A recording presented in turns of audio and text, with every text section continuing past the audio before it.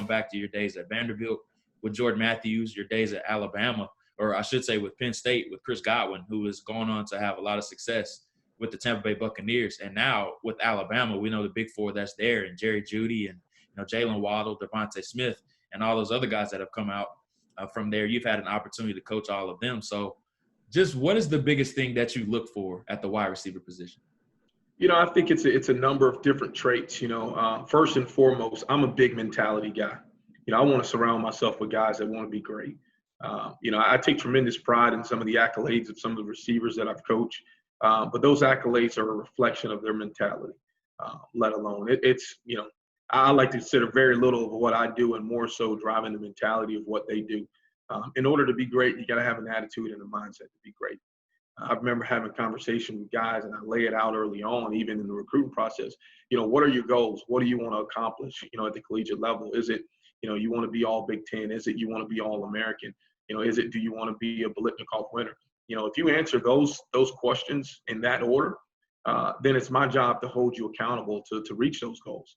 And I want your goals just as much as you want your goals. And if you don't answer those questions, if those things aren't, of your interest, we probably don't align well. So, I think it's the attitude first and foremost of guys that want to be great, because guys that want to be great are going to allow you to coach them. And Jordan, my guys will always tell you, and I coach my guys here hard, and I've coached all my receivers hard, kind of, everywhere I've been. But it's a level of accountability that I hold them to.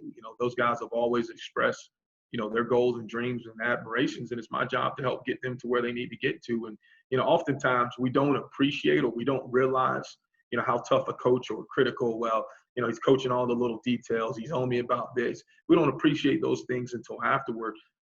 But it's often very rewarding for me to, I'll get messages from some of my former guys, or, they'll send a jersey and it's on the wall and they'll write, "Coach, thank you for staying on me for this or that," or, all the little things. And, that's who my coach was. That's who Dean Hood was for me.